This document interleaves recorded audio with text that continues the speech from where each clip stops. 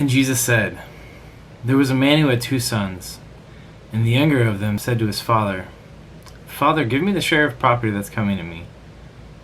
And he divided his property between them. And not many days later, the younger son had gathered all he had and took a journey into a far country. And there he squandered his property in reckless living. And when he had spent everything, a severe famine arose in that country, and he began to be in need. So he went and hired himself out to one of the citizens of that country, who sent him into his fields to feed pigs. He was longing to be fed with the pods that the pigs ate, and no one gave him anything. But when he came to himself, he said, 'How many of my father's hired servants have more than enough bread, but I perish here with hunger? I will arise and I'll go to my father, and I'll say to him, Father, I've sinned against heaven and before you. I'm no longer worthy to be called your son. Treat me as one of your hired servants.' And he arose and came to his father. But while he was still a long way off, his father saw him and felt compassion and ran and embraced him and kissed him. And the son said to him, 'Father, I've sinned against heaven and against you. I'm no longer worthy to be called your son.' But the father said to his servants, 'Bring quickly the best robe and put it on him, and put a ring on his hand and shoes on his feet. And bring the fattened calf and kill it, and let us eat and celebrate. For this my son was dead and is alive again. He was lost and is found.' And they began to celebrate. Now his older son was in the field, and as he came and drew near to the house, he heard music and dancing. And he called one of the servants and asked what these things meant. And he said to him, 'Your brother's come, and your father's killed the fattened calf, because he's received him back safe and sound.'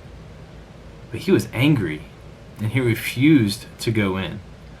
His father came out and entreated him, but he answered his father, 'Look, these many years I've served you, and I have never disobeyed your command, yet you never gave me a young goat that I might celebrate with my friends.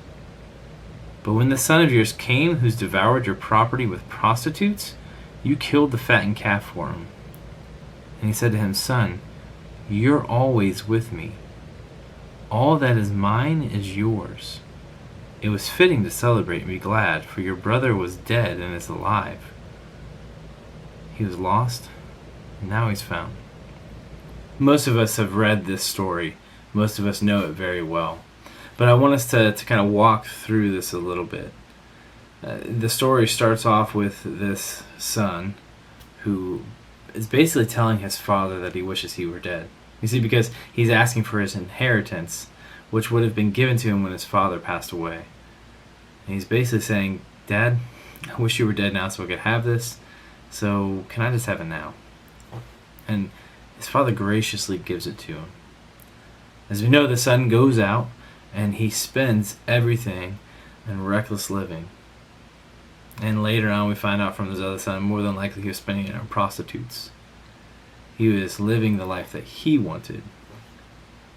And in the midst of that, he finds himself full of anxiety, without joy, and feeling without hope, to the point that when he's at his lowest, he says he would rather be a servant in his father's house than go hungry the way he is. And as we know the story, the son comes back home. The father sees him from afar and runs, embraces him, kisses him, throws a party to celebrate, because he said the son who was dead to him is now alive. The son who was lost has now been found. Now, some things about this that I want us to really pick up on. You see, and I think this is something we're struggling with today in our churches. You see, the father was gracious enough to give this son his inheritance at that time, and allowed the son to go off, allowed the son to do what he wanted, just as he allows us to make the decisions that we make in life. But one thing that never happens: when the son loses everything, when the son is at his lowest, the father doesn't go out to him and say, "Hey, can I give you some more money? Can I make you a little more comfortable at this moment? What do you need right now?" You see, the son had to hit low and had to return to the father. And of course, the Father was willing to go run to him and to embrace him and to bring him in and to bring him back in and to celebrate his life. But I think we've kind of viewed God as this person who's going to meet us where we are and let us stay there. And that's not the picture of God in the Bible. You see, God allows us to make our decisions, but he loves us so much that he doesn't want to continually feed into our poor decisions. And sometimes that means going through some really rough moments. Sometimes that means living in some anxiety and frustration and without joy. But you see, when we don't have those things, it's when we come back to God that we find his joy and peace are more than enough than the things that we want out of life. Now, jump into this other son, though. You see, this other son's upset by the fact that they're celebrating the return of his brother. Because, after all, this brother has squandered his living and he has wasted his father's money on prostitutes. Why should we celebrate him? He even tells his father, listen, I have obeyed you and done everything you've asked me to do, and you've never thrown me a party like this. And the father looks to him and says, everything that I have is yours. You see, on the opposite end of the pendulum here, on the opposite side of the coin, I think there are those of us who bear the name Christian, who view God as somebody who gives us what we want whenever we are doing right. And so long as I am doing the right thing, then God will give me what I want. But that's not the case. You see, the truth is that if we belong to the King, then we can have access to his joy and peace now, and it's through that recognition of what God has given to us and what is ours because we belong to him that we seek to obey him. You see, if we only seek to obey him so that way we can get what we want from God, our relationship will never be right.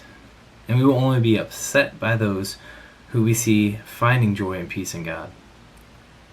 But when we know that the joy and peace of God is ours simply because he has bought us and paid for us with a price and we belong to him, it's out of that love and that gift, that free gift of God, that we seek to serve him and obey him with everything we have. So church, let's find ourselves living as children of God. Let's not expect God to come in our mess and just try to make us feel better where we are, but rather let's come to him and accept his free gift of grace and live faithfully to him, obediently to him, because of how great a gift that is. Church, I pray that you're blessed today, and may we seek to live for the King. I hope you have a blessed day. Bye.